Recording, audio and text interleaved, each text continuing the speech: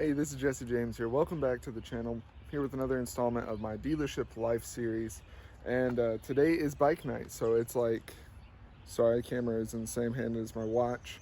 It's like 10:20. So the dealership's already open, but since we are having a bike night tonight and I'm on the schedule for it, means I get to come in a little bit later and actually enjoy like the first good day that we've had weather-wise all week. So I'm gonna ride in and take a route that I don't usually take. To show y'all what I ride on, this is my 2023 Lowrider ST. Forgive the demo seat, still doing some customization, going through it right now. Put the Clockworks windshield on it because I do sit around like, I'm at like 6'1", 6'3" in boots, right? And so that stock windshield almost feels like a chopped windshield style to me. The taller one helps out a whole lot, and I've definitely felt it more in my neck. I don't normally get the opportunity to show you guys and like take a little bit longer to go through stuff because usually I'm at work doing a whole bunch of different things. And don't worry, later that will definitely be the case again. But I wanted to show you a few things that I got for the bike that will be going on to it later whenever I get my next service going on. These are my next two big pieces going on. The big one is definitely these are the Chromeworks. I believe they are the Chromeworks shredders, slip-on exhaust. I'm still running the stock exhaust right now, but I'll be adding that on later. And up there, that is the MTK soundbar. Now I know a lot of people with when it comes to sound bars on the lowriders are like, well, why don't you just do like the one that's open in the fairing? Or I ride with a full face, well, like a modular, right? So it's like, why not just go with the Sena headset instead? Well, for me, I hadn't quite decided which way I really wanted to go quite yet.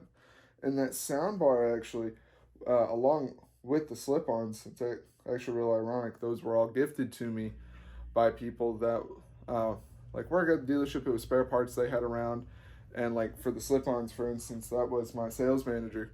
He went and put a 2-in-1. I think it was Tab is what he went with on his lowrider, and he'd been running those. And so I asked him, I'm like, hey, what are you gonna do with your slip-ons type thing? And he's like, well, I'm not gonna use them now because I got the 2-in-1. Do you want them? And I'm like, sure.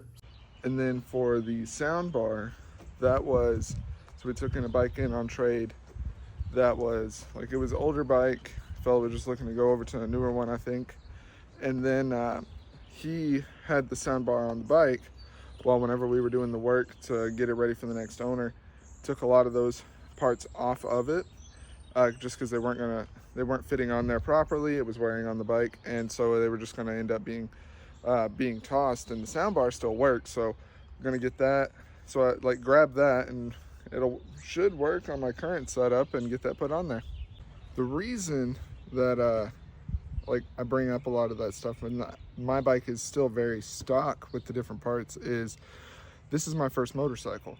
So whenever I was buying it, I didn't exactly know what I liked because I just hadn't ridden. Like I hadn't formed any opinions about anything yet.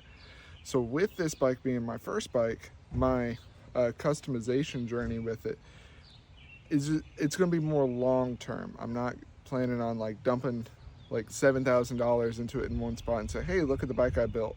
Because like for me, unless you're taking apart the engine, I really don't think you're building the bike, you're just customizing it. And there's nothing wrong with that. It's just differences of definition, really.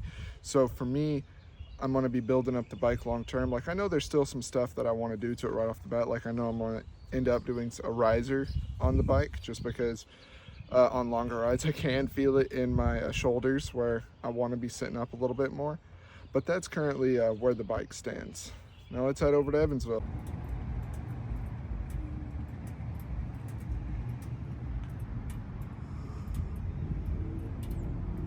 Arrived at work. We actually do have some stuff going on today. Got one fellow that's looking to trade his trike over to a 2024, Tobacco Fade. Coming in to look at some numbers on that. And then I have another gentleman that he recently went down on his Street Glide and gonna do some, I think it's insurance setup to go over to a new bike. And he said the funny thing is he was literally thinking about it going over to a new bike not all that long before it all happened. So hey, sometimes fate puts it in your hands for you, right? So I'm actually really tired and the day has barely begun. Literally as I walked in, somebody I've been working with came in to look at a bike.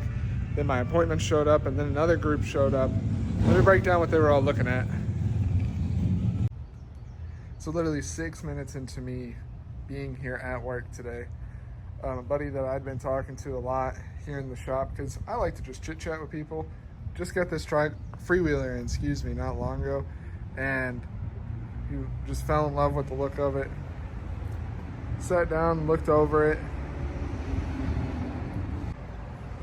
So we sat down, and it wouldn't have just made sense for what he's looking to do monthly wise, and it was weird because he was apologizing to me about it. I said, hey, a deal is when two people agree on something. So if it doesn't make sense to do it, don't do it.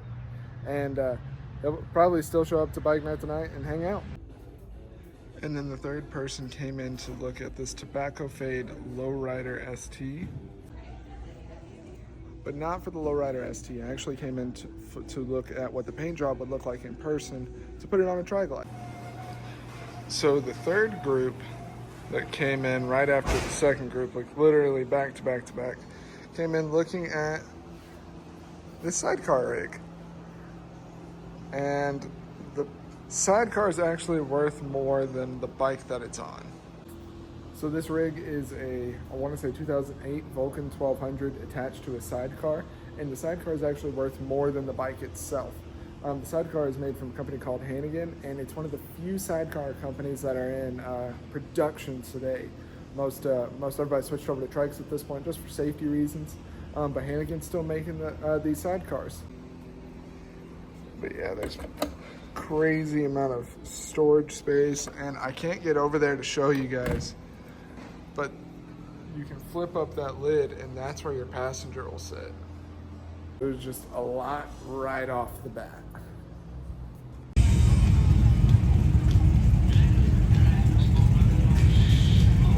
Uh-oh, somebody's got a pink shirt. Well, let's see it show. What all did we accomplish today? Bike night for those 3 deals I was telling you about that was back to back to back. One of them, as I said earlier, just didn't make sense. The Tobacco Fade actually went through, and the sidecar setup, they're actually coming in on Tuesday, so not a bad day at the office.